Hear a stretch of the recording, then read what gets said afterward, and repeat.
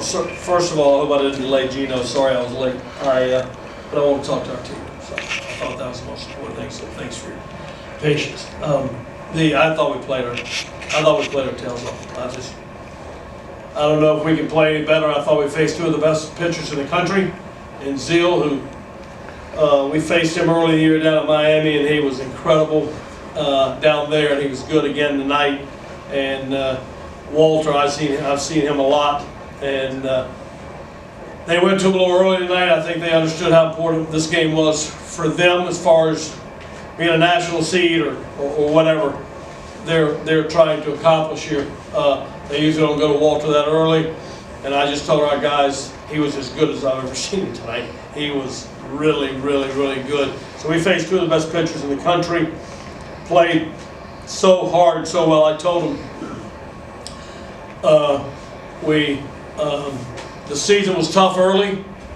We had some field situations where we didn't really we practiced at Doug Field in the fall, but it was rushed to get the construction people on the field so to be ready for the season. So we missed a lot of time on the field, and it wasn't ready until like 2 days before the season started. 21 new guys.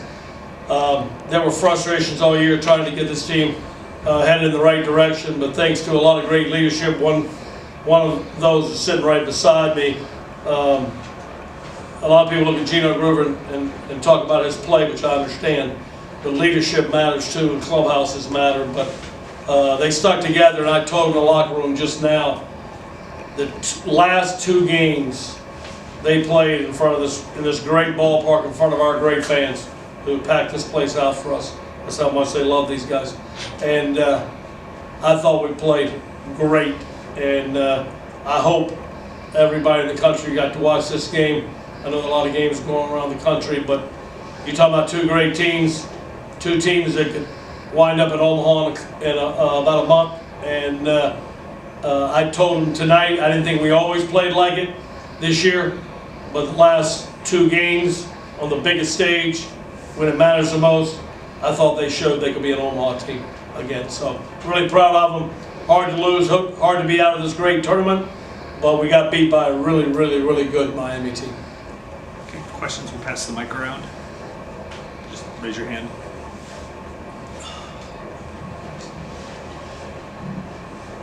I'll go first. This is Michael Farrar with Burn Sports Network. Coach, you just mentioned having those great fans. It was basically like a home game. Just talk about having the support of the fans and just the atmosphere, being in this great ballpark. And you said you had to talk to your team. What's the most exciting thing moving forward that excites you about your team? The last two, I'll answer the last question first, and I'll try to go back and remember the first part. What excites me the most is what I just said. All year long, I thought we were a good team because we play in one of the top two conferences in the country. To survive in these two leagues, you got to be good. So I thought we were a good team all year long, but I wasn't sure we're an Omaha team. And the last two games showed me we can get back to Omaha. So that's what excites me the most. The first part of your question, our fans are so passionate, but they're gonna be passionate. If you play hard, you deserve their passion and them coming out. A little cool night, but they were so good tonight. And Tuesday, I go back to Tuesday night's game with Duke. What a great game that was. Both of these games, I've been in this tournament for a long time, and both of these games are two of the best games I've been a part of in this tournament. And both teams played great. Us and Duke the other night, and us and Miami both played great today. Somebody's going to come out on top, and Miami did it. So congratulations to the University of Miami. That's a great ball club, and a ball club obviously that can wind up in Omaha. Coach, I know the bullpen has been kind of a work in progress at times this year, ups and downs, but the way that you were able to mix and match today and piece it together, I mean, is that, when you talk about how you're seeing this team being Omaha caliber right now, is that part of it? Yes, it's a big part of it, because I told the guys in the dugout, like Isaiah Marquette winds up at second base. Carson Falston was coming back from a really big knee injury. He had a serious knee injury a couple years ago, and it took a while. He had 2 operations to come back from that surgery, and so he's playing a big part of the last 2 games. Peyton Green, who's a big part of our ball club, fouled one off his shin, It got x-rays, it's not broken, thankfully, but he wasn't able to play tonight. He might could have played tomorrow or Sunday. And we'll have him back next weekend. So it's just so many guys. John Morale, you going there, I thought threw great, even though he didn't have any success. Big time bunt laid down there. And, so many guys stepped up. That's what you have to have, you know? And we needed it in the bullpen. Tonight, that's what excites me. Part of his question is we show we got the pitching now to piece it together to possibly get back to Omaha. Down end of the aisle. Brian from Pack Pride. This one's for Gino. It seems like the last couple games, Coach mentioned a good lot that y'all really sort of came together, especially with all the new 21 new guys, I believe it was, came into the season. Given all your results in this tournament, how big a statement do you think you've made for how far you can go in the NCAA tournament and whether you're in? I'll say pretty much we came out the gate swinging the bat hot early on. And I think obviously as a position player, you know, offense and defense is more of our forte. So we go out there, we try to play good defense, put some runs on the boards for our pitchers, give them a comfortable lead, you know, allow them to relax a little bit.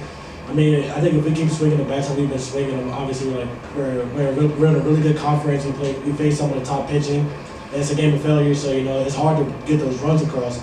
But as long as we can keep putting pieces together, you know, capitalizing on opportunities when we get them, and limiting mistakes and stuff like that, I think we have a chance to go really far. Down from here. Hey, Coach, you just touched on it briefly, but could you expand a little bit more on what your bullpen did tonight, where they just absolutely kind of shoved and kept you guys in the game all the way through, Justin Lawson in particular?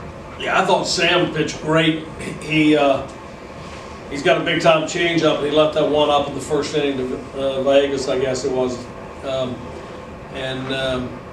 So he was frustrated with that because he knew he cost us 2 runs because it's a big-time pitch for him, and he had it set up for the changeup. So, but I thought Sam pitched great after that, and he was Sam. But Lawson was incredible. Lawson and he had finger was cut, the thumb was cut. So he pitched the last 2 innings. I didn't know if he'd be able to go in, and he kept gutting it out. And I thought Lawson was incredible. Like I said, Moralia went in there through 2 good batters and nothing to show for it. And then Carson Kelly. I think Lawson might have pitched out of bases loaded, no outs, jam, and Carson Kelly did it as well, except the one ball gets away and we had a chance at the plate, but the guy did a great job of getting in there really quick. He was flying down the third baseline. So we made some big pitches. Winscott came in there with a big punch out, and we just did some really, really good things. Baker finished it up. So that's encouraging as we go forward, because you're going to need that when you get into region. Anybody else? All right, guys. Thank Like you. I said, thanks again for your patience. Sorry, but I just felt like I had to talk to our team. Thank you. Thank you.